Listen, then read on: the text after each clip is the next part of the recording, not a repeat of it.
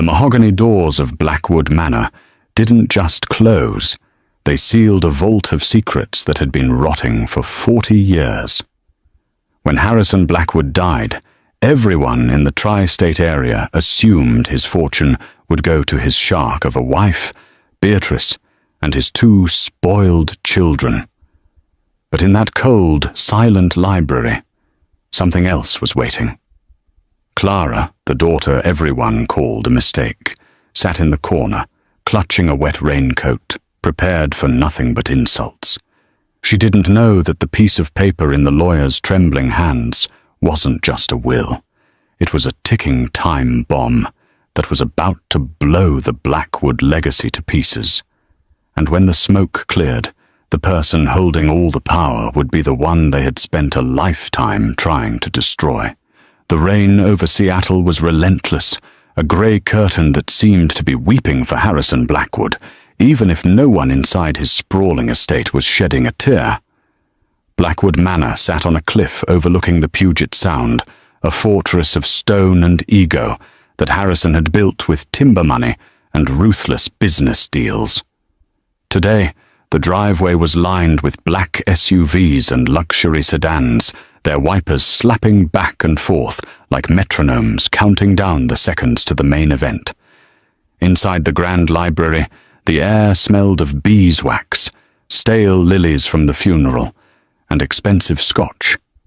The fire in the hearth crackled, casting long, dancing shadows against the walls, lined with first editions that no one in the family had ever bothered to read. Beatrice Blackwood sat in the high-backed leather wing chair near the fire, looking like a queen holding court. She was 60, but her face was pulled tight by the best surgeons in Switzerland. She wore a black dress that cost more than most people's cars, and her fingers were draped in diamonds that clicked against her crystal tumbler of sherry. "Can we please get this over with?" Roderick sighed, pacing the length of the Persian rug. At 35, he was the spitting image of his father, but lacked the old man's grit. Roderick was soft, a man who played at business with his father's money. He checked his Rolex for the 3rd time in a minute. "I have a flight to Aspen at 7. If Grimshaw doesn't show up soon, I'm firing him the moment the ink is dry." "Sit down, Roddy," his sister, Felicity, drawled from the velvet sofa. She was scrolling through her phone, checking the engagement metrics on her grief post she had uploaded an hour ago. "You can't fire the executor of the estate before he executes the estate. It's illegal or something. Besides, think of the optics." "Optics?"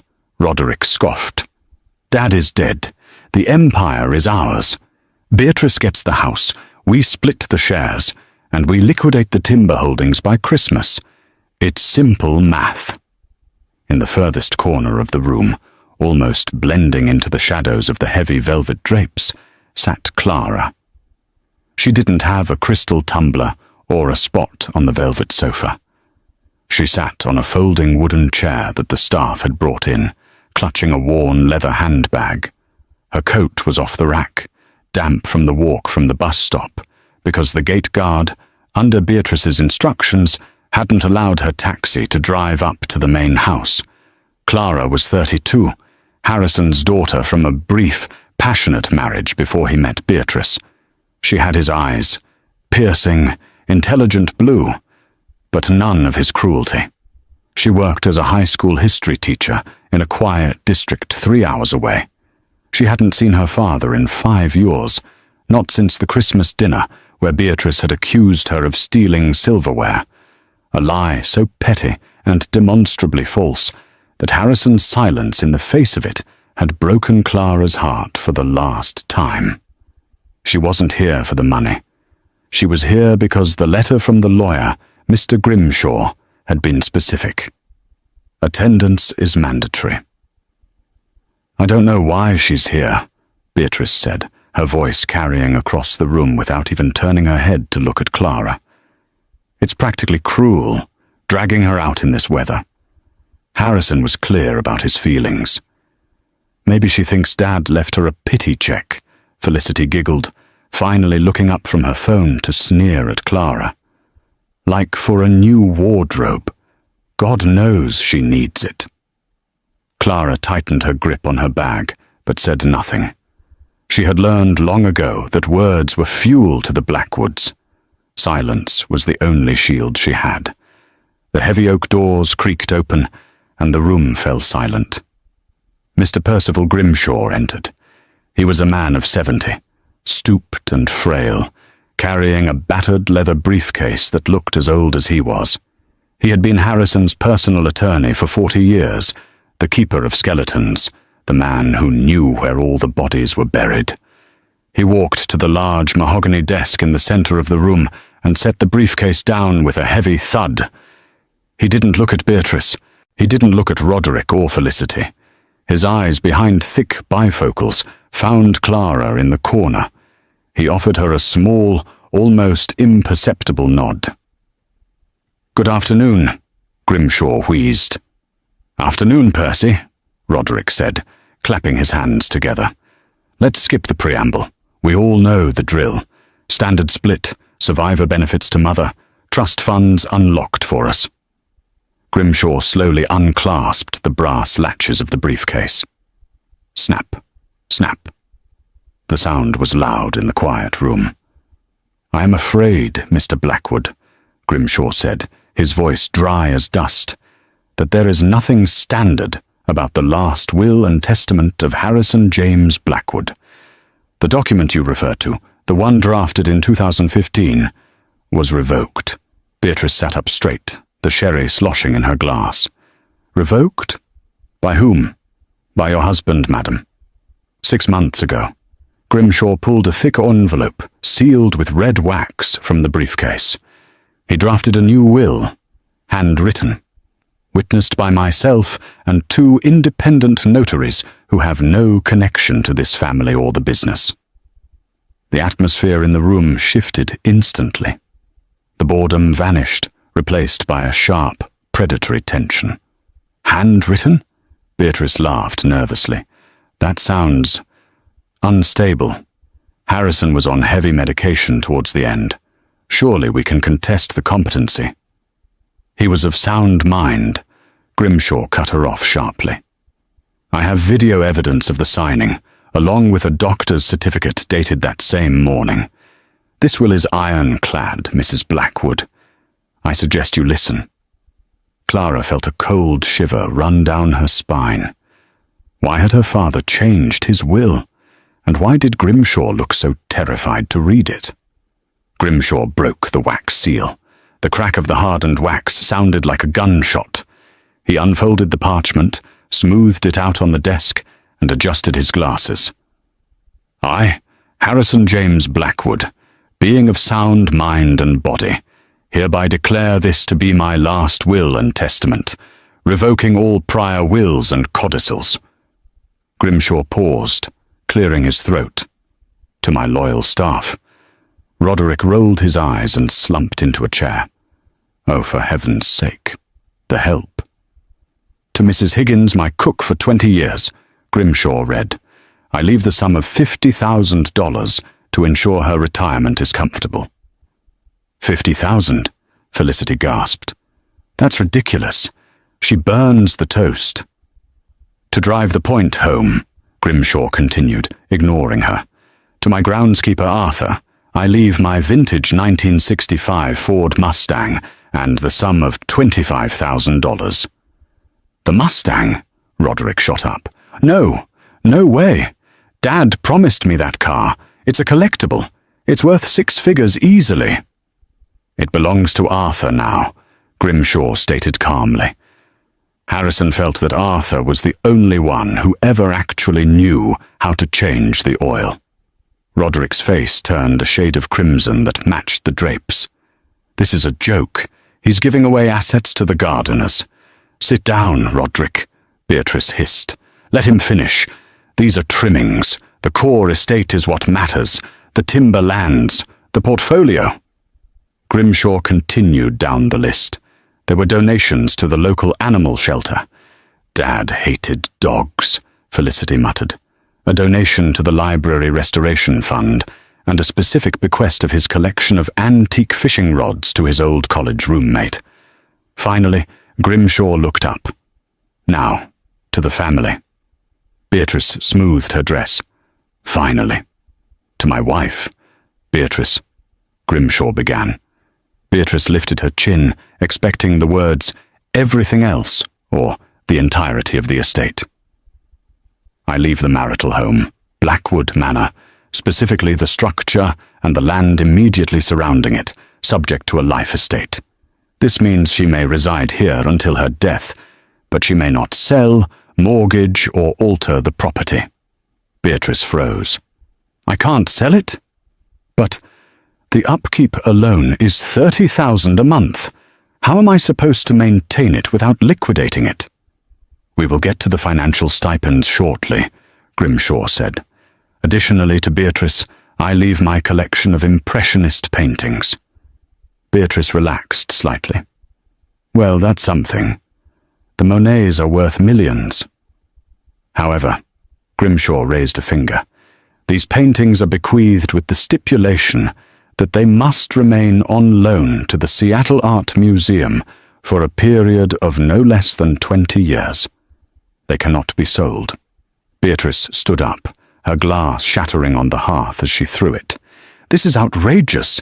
He's locked up my assets. What about cash? What about the stocks? To my son, Roderick. Grimshaw moved on, his voice monotone. Roderick leaned in, his knuckles white. I leave my seat on the board of directors for Blackwood Timber, provided he can pass a competency exam administered by the remaining board members within 30 days. A test? Roderick sputtered. I'm his son. I have an MBA. An MBA you paid a consultant to write the thesis for, Grimshaw read from the will. The room went dead silent. Clara bit her lip to keep from making a sound. Her father had known. Furthermore, Grimshaw read, Roderick is to receive a monthly stipend of $5,000, adjusted for inflation, for the duration of his life. 5,000, Roderick screamed. That doesn't even cover my lease. I can't live on $5,000 a month. Then I suggest you get a job, son, Grimshaw read, actually quoting Harrison's words from the page. To my daughter Felicity, Grimshaw turned his gaze to the girl on the sofa. Felicity looked pale. Please tell me I get the trust fund. I leave to Felicity the sum of $100,000 to be used exclusively for educational purposes or to start a legitimate business, subject to approval by the executor. If not used for these purposes within 5 years, the sum will be donated to charity. I don't want to go to school, Felicity wailed. I'm an influencer. Then you have $0, Grimshaw said simply. Beatrice was shaking. This is insanity. Percy, look at me. The estate is worth nearly $400 million. He's given away peanuts. Where is the rest of it? Where is the controlling interest in the company? The offshore accounts? The liquid capital? Grimshaw took a deep breath. He looked at the family, then he looked at the wet, shivering woman in the corner. We have not yet addressed the final beneficiary, Grimshaw said softly. 3 pairs of eyes snapped toward Clara. Roderick laughed. It was a harsh, barking sound. Her? You think Dad left the fortune to her? The mistake? Beatrice regained her composure, smoothing her hair. Don't be ridiculous, Roderick. Harrison despised her. He was embarrassed by her. She's quiet, she's mousy, and she has no head for business. He probably left her a cat or some old books. Clara felt the familiar sting of tears but forced them back. She stood up, her legs trembling. I didn't ask for anything, she said, her voice quiet but steady. I just came because I was asked. To my daughter Clara, Grimshaw read, his voice taking on a different timbre. Gentler, perhaps. The room held its breath. I leave the contents of my private safety deposit box, number 404, at First National Bank. Beatrice waited. Roderick waited. And? Beatrice demanded. That is all, Grimshaw said. Roderick exploded into laughter again. A box, a safety deposit box, probably filled with old love letters from her mother or some cheap jewellery he didn't want Beatrice to find. Beatrice smirked, a cruel, satisfied curling of her lips. Well, that seems appropriate. A small box for a small life. Harrison always did have a sense of humour. Is there any money? Clara asked softly. She didn't want millions, but she had debts. Her teaching salary was low, and her car needed repairs. No funds were allocated to you, Clara, Grimshaw said, looking at her with an expression she couldn't quite read. Was it pity or expectation? Just the key to box 404. I have it here.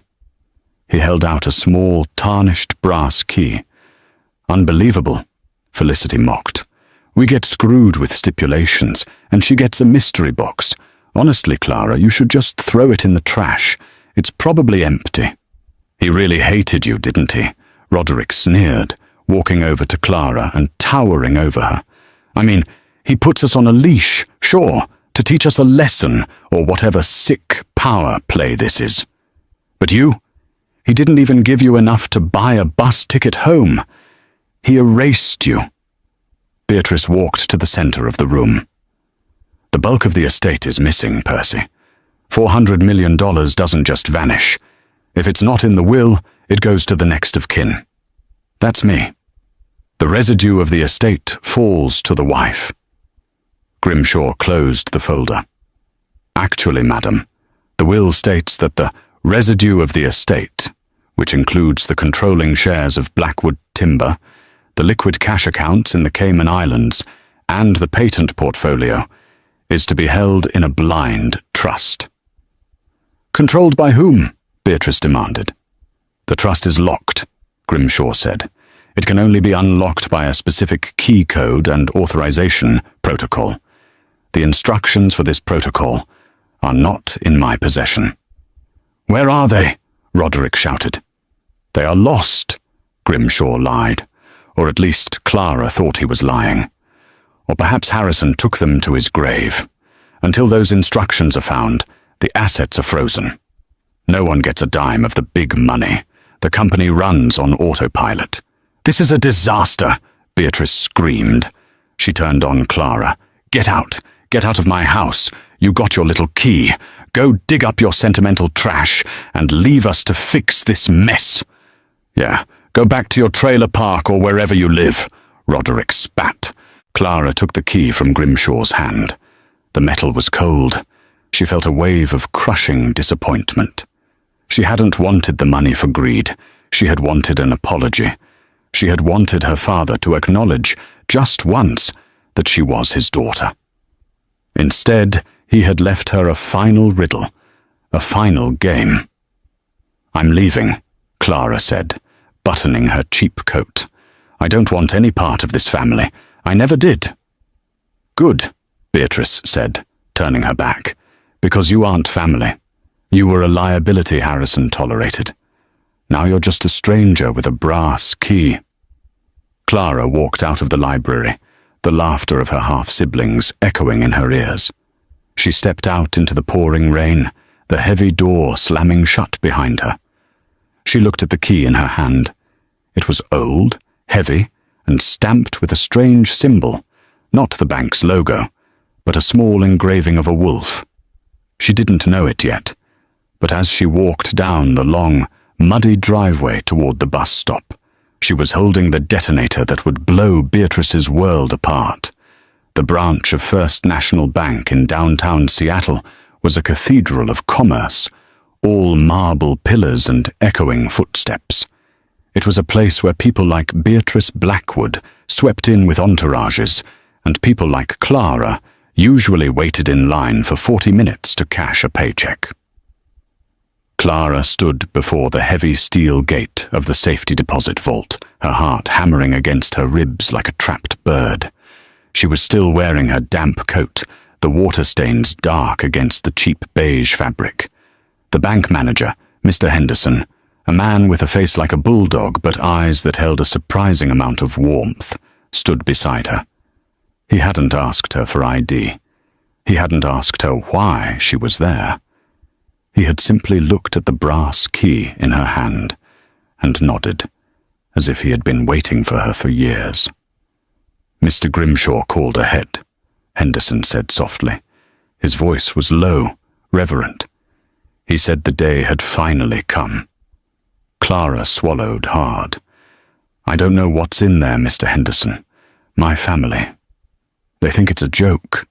They think my father left me nothing but memories." Henderson stopped at a wall of brass drawers. He looked at Clara, his expression unreadable. "Harrison Blackwood was a complicated man, Miss Clara. But he was very specific about Box 404. He came here every Tuesday for the last 6 months of his life. He spent hours in the viewing room. Alone." Clara felt a pang of confusion. Every Tuesday? Beatrice said he was bedridden for the last 6 months. She said he couldn't leave the estate. Henderson's eyebrows shot up. "Is that so?"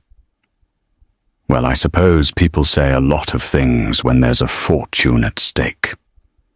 He inserted his master key into the lock of Box 404.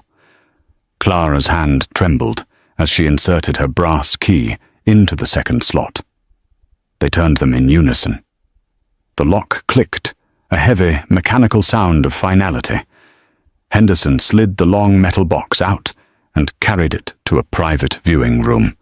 It was a small, windowless concrete room with a single table and a lamp. "I will leave you," Henderson said. "Take as long as you need." When the door clicked shut, Clara stared at the metal lid. She expected to find old photos, maybe her birth certificate, maybe a letter saying he was sorry he hadn't fought harder for her. She lifted the lid. The box wasn't empty, but it wasn't full of cash or diamonds either. Inside lay 3 items: a thick, leather-bound journal, a heavy encrypted USB drive, and a single envelope made of thick, cream-colored stationery with her name handwritten on the front. Clara picked up the letter first. Her father's handwriting was shaky, the ink blotchy in places as if he had been struggling to hold the pen. "My dearest Clara," it began. Clara had to sit down. He had never called her dearest. "If you are reading this, I am gone. And if you are reading this, it means Beatrice and the children have treated you exactly as I expected them to. They have likely taken the house, the cars, and the glory, and left you with scraps. They think they have won. But you, my daughter, have the one thing they never bothered to learn: patience. For 40 years I built an empire. I became a monster to do it. I neglected you, and for that I will burn in hell. But in the last year, as my sickness took hold, I saw the truth. Beatrice wasn't caring for me. She was managing my decline. Roderick doesn't want to run the company. He wants to strip it for parts. And Felicity, God help her. I realized that if I left the company to them, thousands of workers, good people like Arthur and Mrs. Higgins, would be destitute within a year. The Blackwood legacy would be ash. So I lied. I played the senile old man. I let Beatrice think she was in control while I quietly moved the chess pieces. The blind trust that Grimshaw mentioned? It isn't locked by a missing code, Clara. The trust is you. The USB drive in this box contains the ownership deeds to the holding company that owns Blackwood Timber. It owns the patents. It owns the offshore accounts. It even owns the debt on Blackwood Manor. Beatrice doesn't own the house, Clara. The bank does. And you own the banknote. You are the majority shareholder. You are the CEO. You are the executioner. But be warned, the journal contains the red ledger. It is a record of every illegal bribe, every falsified environmental report, and every embezzled dollar Beatrice and Roderick have stolen over the last 5 years. I kept track of it all. You can use this to send them to prison, or you can use it to destroy them publicly. The choice is yours. You can walk away with the money and live a quiet life, or you can take your rightful place and clean house. Forgive me, if you can. But mostly, avenge me. Love, Dad.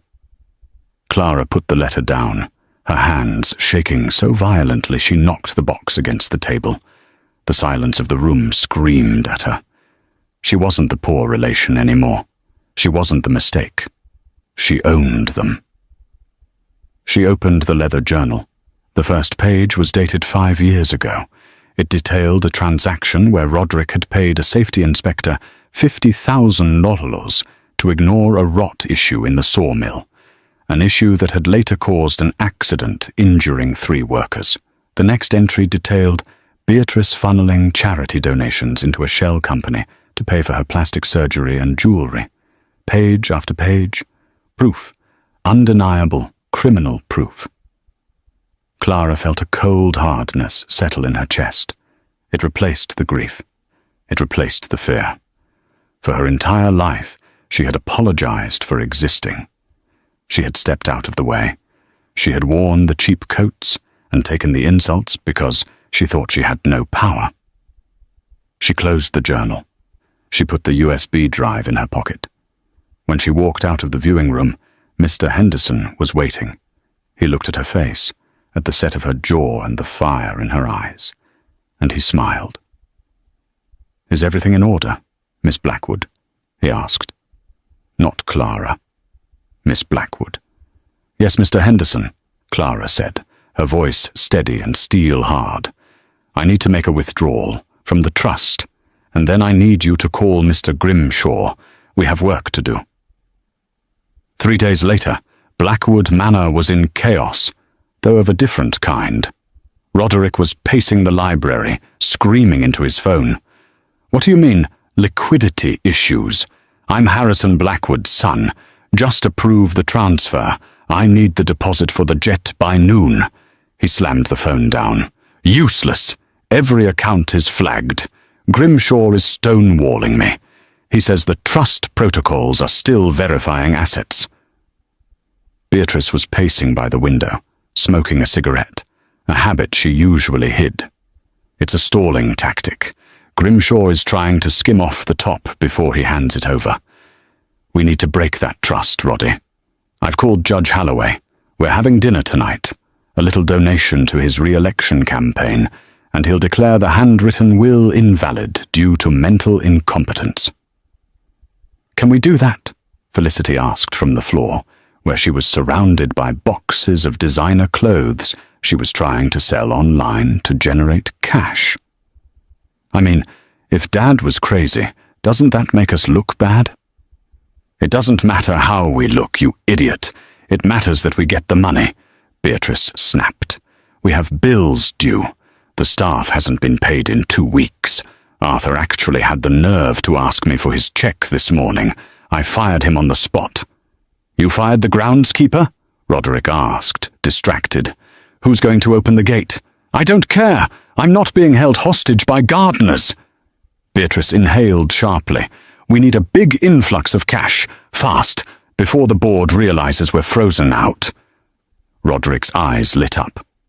"The merger, the deal with Vanguard Corp. Dad always refused to sell, but Caldwell has been sniffing around for years. If we sell the timber rights in Oregon, we could get $50 million cash injection immediately. It's a fire sale, but it saves us." "But we don't have the authority to sell," Felicity pointed out. "Don't we need the board's approval?"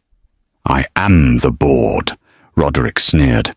"Or I will be, once I fake this competency test. I've already bribed the proctor. We call an emergency meeting. We sign the deal with Vanguard. We take the $50 million and run before anyone realizes the trust holds the title." "It's risky," Beatrice mused, her eyes narrowing. "But it's bold. I like it." "When?" "Tomorrow night," Roderick said. "At the Blackwood Charity Gala. All the investors will be there. We announce the merger as a strategic partnership to honor Dad's legacy. We sign the papers on stage. It locks the deal in public." Beatrice smiled. "Perfect. And what about the loose end?" "Clara?" Roderick laughed. "I haven't seen her since the funeral. She's probably back in her classroom, grading papers and eating instant noodles. She's irrelevant." Meanwhile, 10 miles away, in the plush, oak-paneled conference room of Grimshaw's law firm, Clara sat at the head of the table. She wasn't wearing her beige raincoat. She was wearing a tailored navy suit that Grimshaw's assistant had helped her select. Her hair was pulled back in a sharp, professional bun. Grimshaw sat to her right, and a team of 3 forensic accountants sat opposite her. "The audit confirms everything in your father's journal," the lead accountant said, sliding a file across the table. "Beatrice has embezzled approximately $4 million from the charitable foundation over the last decade. Roderick has been taking kickbacks from contractors. And Felicity? Well, she's just been charging personal vacations to the company credit card, which is tax fraud." Clara ran her hand over the file. "So I have enough to send them to jail." "Multiple times over," Grimshaw nodded. "However, if we go to the police now, the scandal could tank the company's stock price. The investors would panic. The timber workers would lose their jobs while the assets were frozen for investigation." Clara looked out the window at the Seattle skyline. She thought of Arthur, the groundskeeper who had taught her how to ride a bike when her father was too busy and her mother was too scared. She thought of Mrs. Higgins, who used to sneak her cookies when Beatrice sent her to bed without dinner. "I don't want the company to suffer for their sins," Clara said quietly. "My father built this business. He wanted to protect the workers." "Then what is your instruction, Miss Blackwood?" Grimshaw asked. Clara turned back to the table, her eyes cold. "Roderick is planning something. I can feel it. He's trying to sell the Oregon lands to Vanguard. I saw the email draft on the server access you gave me." "He can't sell," Grimshaw said. "He doesn't have the title." "He doesn't know that," Clara said. "He thinks he can sign the deal and apologize later. He's going to do it at the gala tomorrow night." Grimshaw frowned. "If he signs that contract on stage, it will be a legal nightmare to untangle. Vanguard will sue us for breach of contract if we try to void it. We need to stop him before he signs." "No," Clara said, a small, dangerous smile touching her lips. "Let him get to the stage. Let him brag. Let him think he's won. And then?" "And then," Clara said, tapping the red ledger, "I'm going to introduce myself to the shareholders, not as Clara the mistake, but as Clara the owner." "You want to crash the gala?" Grimshaw asked, his eyes twinkling. "You'll need an invitation. Beatrice controls the guest list. She'll have security throw you out at the door." Clara stood up. "Let her try. I own the security company too, don't I?" Grimshaw checked his notes. "Subsidiary of Blackwood Holdings. Yes. Technically, you sign the guards' paychecks." "Good," Clara said. "Then let's go shopping. If I'm going to bury my family, I need to look the part." The Blackwood Charity Gala was the social event of the season. Held in the grand ballroom of the Fairmont Hotel, it was a sea of black tuxedos, glittering sequins and fake smiles. Beatrice Blackwood was in her element. She wore a crimson gown that looked like it was made of blood and diamonds. She moved through the crowd, clutching a glass of champagne, accepting condolences with a practiced, tragic tilt of her head. "Oh, thank you, Senator," she murmured to a grey-haired man. "Yes, it's been so hard. Harrison was the rock of our family.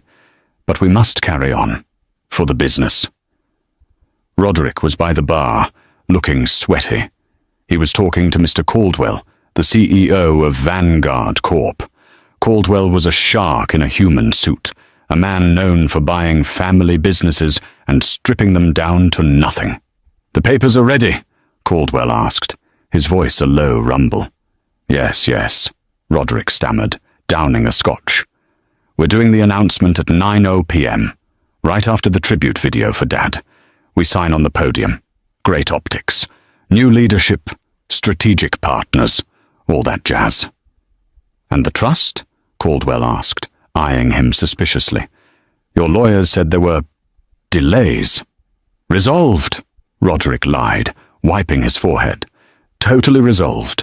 Mother and I have full executive control. Don't worry about the paperwork. Tonight is about the future." In the corner, Felicity was live streaming to her followers. "Hey guys, so sad tonight. Missing my dad. But look at this ice sculpture. Use code Felicity for 10% off your grief counseling app." The clock ticked toward 9. The lights dimmed. A spotlight hit the stage. Beatrice walked up to the microphone, basking in the applause. "Thank you all for coming," she said, her voice trembling theatrically. "Tonight is about legacy. My husband, Harrison, built this company from nothing. And though he is gone, his vision lives on through his children. I would like to invite my son, Roderick, to the stage to make a very special announcement regarding the future of Blackwood Timber." Roderick bounded onto the stage, regaining his arrogance as he stepped into the light. He adjusted the microphone. "Thanks, Mother. Dad was a great man, but he was old-fashioned. The future is about aggression. It's about expansion. That's why I am thrilled to announce that Blackwood Timber is entering a merger with Vanguard Corp." A ripple of shock went through the room. This was a hostile takeover dressed up as a marriage. "Mr. Caldwell, if you would join me." Roderick gestured. Caldwell walked onto the stage, carrying a leather folder containing the contracts. The photographer's flashes popped like lightning. "We are selling the Oregon tracts to finance a new era," Roderick boomed. "Signing this today ensures our dominance for the next century." Roderick uncapped a gold fountain pen. He hovered it over the paper. Beatrice beamed from the side of the stage. This was it. The money would flow. They were safe. Clack, clack, clack. The sound of slow, deliberate footsteps echoed through the ballroom. They were loud, rhythmic, and commanding. The heavy double doors at the back of the ballroom swung open. The room turned. Standing in the doorway was a woman. But it wasn't the Clara they knew. It wasn't the teacher in the beige raincoat. She wore a floor-length gown of midnight blue velvet that hugged her frame like armor. Diamonds, real ones, vintage Cartier that had belonged to Harrison's mother, glittered at her throat. Her hair was a cascading wave of gold, and her lips were painted a deep, dangerous red. She didn't look like a mistake. She looked like an empress. Mr. Grimshaw walked a step behind her, carrying the red ledger. "Who is that?" someone whispered. "Is that the daughter? The other one?" Roderick squinted against the spotlight. "Clara? What the hell are you doing here?" He spoke into the microphone, his voice booming over the speakers. "Security, remove this woman. She's crashing a private event." 2 large security guards near the door stepped forward. Beatrice smirked. This would be humiliating for Clara. Perfect. Clara didn't flinch. She didn't even stop walking. She simply looked at the guards. "Stand down," she said. Her voice wasn't loud, but it carried a tone of absolute authority. The guards looked at Roderick, then at Clara. Then, to the shock of the entire room, they bowed their heads and stepped aside, opening a path for her. "What are you doing?" Roderick screamed. "I pay your salaries. Get her out of here." Clara walked down the center aisle, the crowd parting like the Red Sea. She ascended the stairs to the stage, the click of her heels the only sound in the room. She walked right up to Roderick, who looked like he was about to vomit. She looked at the contract on the podium. Then she looked at Caldwell. "I'm afraid, Mr. Caldwell," Clara said, her voice amplified by the microphone as she leaned in, "that you are negotiating with the wrong person." "Excuse me," Caldwell bristled. "And who are you?" "I am Clara Blackwood," she said, "the daughter of Harrison Blackwood." "She's a nobody," Beatrice shrieked, rushing onto the stage. "She's a school teacher. She has no shares.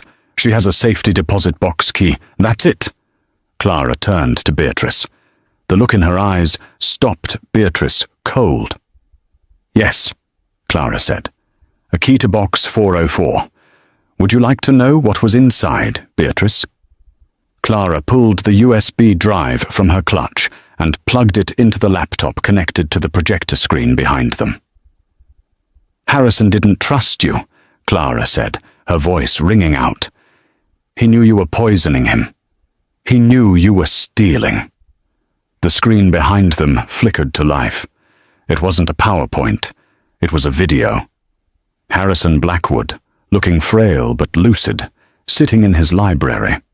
"If you are seeing this," the video Harrison said, his voice booming through the ballroom, "it means my wife and son have tried to sell my company. It means they have ignored my will." The crowd gasped. Beatrice turned pale as a sheet. "Let me be clear," video Harrison continued. "I have revoked all authority from Beatrice and Roderick Blackwood. The entirety of the Blackwood estate, the company, the accounts, the manor, is the sole property of my daughter, Clara. She is the chairman of the board. She is the only signature that matters." Roderick dropped the pen. It clattered loudly on the floor. Clara pulled the USB drive out and turned to the stunned room. "Mr. Caldwell," she said coolly, "the Oregon lands are not for sale. Not now. Not ever. My father's workers will not be fired to fund my brother's gambling debts." "This is a forgery," Beatrice screamed, lunging for Clara. "She faked it." Clara didn't move. She simply held up a hand, and Grimshaw stepped forward, opening the red ledger. "Beatrice," Clara said, her voice dropping to a terrifying whisper that the microphone still caught. "I have the ledger. The forensic audit was completed this morning. I know about the shell companies. I know about the bribes. I know about the nursing care you gave Dad." Beatrice froze. The fight drained out of her instantly. She looked at the book, the distinctive red leather she had seen Harrison writing in for years but could never find, and she knew. It was over. "Now," Clara said, pointing to the stairs, "get off my stage, get out of my company, and get out of my house." The silence that followed Clara's command was heavier than the crystal chandeliers hanging above the ballroom. For a heartbeat, no one moved. The elite of Seattle, the captains of industry, and the socialites who lived for gossip were frozen, witnessing the public execution of the Blackwood dynasty. Beatrice was the first to break the silence. Her face, usually a mask of composed arrogance, crumpled into something ugly and raw. "You can't do this," she hissed, her voice cracking. "I am Beatrice Blackwood. I am this family. You are nothing but a bastard child Harrison kept in the shadows." Clara stepped down from the podium, the microphone feedback whining slightly. She stopped inches from Beatrice. The height difference was negligible, but in that moment, Clara seemed 10 feet tall. "I am the shadows, Beatrice," Clara said, her voice calm, devoid of the hysteria radiating from her stepmother. "And you should have known that's where the secrets are kept." Clara turned to the side of the stage, where two men in dark suits had quietly appeared. They weren't hotel security. They wore gold badges on their belts. "Detectives," Clara said, nodding to them. "The evidence in the ledger regarding the misappropriation of the Blackwood Charity Foundation funds has been digitized and sent to the district attorney. I believe you have a warrant." Roderick's eyes bulged. Police? You called the cops on your own mother? She's not my mother, Clara said coldly, and she's not above the law. Detective Miller stepped forward, pulling a pair of handcuffs from his belt. Beatrice Blackwood, you are under arrest for grand larceny, wire fraud, and embezzlement. Please turn around and place your hands behind your back. The room erupted. Flashes from cameras went off like strobe lights, blinding and relentless. Beatrice shrieked as the cold metal clicked around her wrists, wrists that had only ever known diamonds. "Roderick, do something!" she screamed as she was led away, her crimson dress dragging on the floor, her dignity left in tatters on the stage. Roderick backed away, his hands raised in surrender. "I didn't know. I just signed what she told me to. I'm innocent." "You're not innocent, Roderick," Grimshaw said, stepping up beside Clara. "Page 42 of the ledger details your kickbacks from the construction contracts, and your signature is on the fraudulent tax returns. The IRS agents are waiting for you in the lobby. I wouldn't run if I were you." Roderick looked at the side exit, then at the lobby doors. He crumpled, sinking to his knees on the plush carpet, burying his face in his hands. The arrogance was gone, replaced by the terrifying realization that his trust fund, his status, and his freedom had evaporated in the span of 10 minutes. Felicity, standing near the ice sculpture, had gone pale. She lowered her phone, ending her live stream. For the first time in her life, she wasn't thinking about views. She was looking at her brother on the floor and her mother in cuffs. She looked at Clara, her eyes wide with fear. "Clara," she whimpered, "I didn't steal anything. I just spent the allowance Dad gave me." "You're not going to send me to jail, are you?" Clara looked at her half-sister. Felicity was shallow, cruel, and spoiled, but she wasn't the mastermind. She was just a byproduct of Beatrice's raising. "No, Felicity," Clara said, her voice softening just a fraction. "You're not going to jail. But the free ride is over. The credit cards have been cancelled as of this morning. The leased Porsche has been repossessed. You have the $100,000 Dad left you. I suggest you use it to learn how to do something other than take selfies." Clara turned her back on them. She faced the room of stunned investors. "I apologize for the interruption," Clara announced, her voice steady. "The Blackwood Gala will continue, but under new management, and I assure you, going forward, every dollar raised tonight will actually go to the orphans it was intended for, not into a shell company." The room burst into applause. It wasn't polite applause. It was thunderous. They weren't clapping for the drama. They were clapping for the strength of the woman standing in the wreckage. Mr. Caldwell, the shark from Vanguard Corp., approached Clara cautiously. He looked at the contract Roderick had dropped, then at Clara. "Miss Blackwood," he said, extending a hand, "it seems I owe you an apology. I was under the impression... Well, I was misinformed about the leadership of this company." Clara took his hand firmly. "You were trying to buy a carcass, Mr. Caldwell, but this company is very much alive. If you want to talk business, legitimate business, call my office on Monday. But don't expect a discount. I know what my timber is worth." Caldwell chuckled, a genuine sound of respect. "I have a feeling you're going to be much harder to deal with than your father. I look forward to it." As the gala resumed, Clara walked out of the ballroom. She didn't stay for the champagne. She walked out into the cool Seattle night, where the rain had finally stopped. The air smelled clean. Grimshaw walked beside her. "You did it, Clara." Harrison would have been proud, terrified perhaps, but proud. "It's not over yet, Percival," Clara said, staring up at the moon. "We have to take back the house." The eviction of Roderick and Felicity from Blackwood Manor the following morning was not a loud affair. It was quiet, pathetic, and final. Because Beatrice had been arrested and charged with defrauding the estate, the life estate clause in the will was null and void under the unclean hands doctrine. The house belonged to the trust. It belonged to Clara. Clara stood in the grand foyer, watching as movers packed boxes. She wasn't throwing their personal items on the lawn. She was better than that. She had hired a professional moving company to take their things to a storage unit, paid for 3 months. After that, it was their problem. Roderick came down the stairs, carrying a duffel bag. He looked 10 years older than he had the night before. His eyes were red, his suit rumpled. "You're really kicking us out?" he asked, his voice hoarse. "This is the only home I've ever known, Clara." "It's the only home you've ever leached off of," Clara corrected him, standing by the door. "You're 35, Roderick. You have an education. You have your health. You have $5,000 a month. That's more than most people get.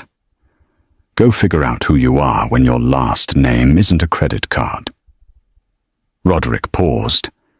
He looked around the foyer, at the oil paintings of ancestors he had never respected, at the marble floors he had walked on with muddy boots. "I hated him, you know," he whispered. "Dad, because he always looked at me like I was a failure." I guess he was right. "He didn't hate you," Clara said. "He was disappointed. There's a difference. You have a chance to fix it now, but not here." Roderick nodded slowly. He walked out the door, into a waiting taxi. He didn't look back. Felicity left an hour later. She didn't say anything. She just wore oversized sunglasses and dragged a Louis Vuitton suitcase that looked too heavy for her. She looked lost, a child forced to grow up in a single afternoon. When the last truck pulled away, the house fell silent. Clara walked through the empty halls. She walked into the dining room where she had been banned from Christmas dinners. She walked into the sunroom where Beatrice used to mock her clothes. She felt lighter. The ghosts were gone. She made her way to the kitchen. It was the one room in the house that had ever felt warm, thanks to Mrs. Higgins. Mrs. Higgins was there, packing a small box of spices. Her eyes were puffy from crying. She thought she was being fired. "Mrs. Higgins," Clara said softly. The older woman jumped. "Oh, Miss Clara, I'm just packing up. Beatrice fired me yesterday, but I wanted to clean the stove one last time before I left." "Put the box down, Mrs. Higgins," Clara said, smiling. "You're not going anywhere." "But the wages—" "I'm doubling your wages," Clara said, "and I'm hiring an assistant for you so you don't have to do the heavy lifting. I need you here. This house is too big for one person, and I don't know how to make that pot roast you make." Mrs. Higgins dropped the box and rushed over, enveloping Clara in a hug that smelled of flower and lavender. "Oh, my sweet girl, you look just like him. You look just like Harrison when he was young." "And Arthur?" Clara asked, pulling back. "He's in the garage saying goodbye to the Mustang," Mrs. Higgins sniffled. Clara walked out to the garage. Arthur was running a cloth over the hood of the vintage Ford, tears streaming into his grey beard. "Arthur," Clara called out. The old man straightened up. "Miss Clara, I know the will said the car is mine, but I can't take it. It's too much. It belongs to the family." Clara ran her hand over the cold metal of the car. "Arthur, you are family. Dad loved this car, but he loved talking to you while he worked on it more. Take it. Drive it. But I have a favor to ask." "Anything, miss." "I need a groundskeeper. The Roses are going to die without you. Will you stay on, as a consultant? You can set your own hours." Arthur smiled, a toothy, genuine grin. "I wouldn't trust anyone else with those hydrangeas, Miss Clara." Clara walked back to the front of the house. She stood on the stone steps, looking out over the Puget Sound. The storm had passed completely. The sky was a brilliant, piercing blue. She took the brass key to box 404 out of her pocket. She didn't need it anymore. She had opened the door to her future. She wasn't Clara the mistake. She wasn't Clara the victim. She was Clara Blackwood. And for the first time in the history of this dark, brooding estate, the name meant something good. She took a deep breath of the salty air. She had a company to run. She had a legacy to rebuild. But first, she was going to go inside, sit in her father's library, and read a book, not because she was hiding, but because she finally, truly, was home. Harrison Blackwood's plan was a gamble. He bet his entire empire on the belief that suffering would break the weak, but forge the strong. He knew that giving Clara the money would have made her a target, but giving her the truth made her a warrior. Beatrice and Roderick spent years chasing the appearance of wealth, never realizing that true power isn't in the bank account. It's in the character of the person holding the pen. They ended up with nothing because they were nothing without the name. Clara ended up with everything because she was whole without it. It's a harsh lesson, but a true one. You can inherit a fortune, but you cannot inherit respect. That you have to earn. And sometimes the person you shove into the corner is the only one watching closely enough to learn how to take the throne. Wow, what a journey for Clara, from the folding chair in the corner to the head of the table. It just goes to show that the truth always has a way of coming out, usually when you least expect it. What do you think? Did Harrison Blackwood go too far with his secret test? Or did Beatrice and Roderick get exactly what they deserved? I'd love to hear your thoughts in the comments below, especially about what you would have done if you were left just a mysterious key. If you enjoyed this story of justice and karma, please smash that like button and subscribe to the channel. Turn on notifications so you never miss a new story. We have plenty more dramatic tales of betrayal and redemption coming your way. Thanks for listening, and see you in the next video.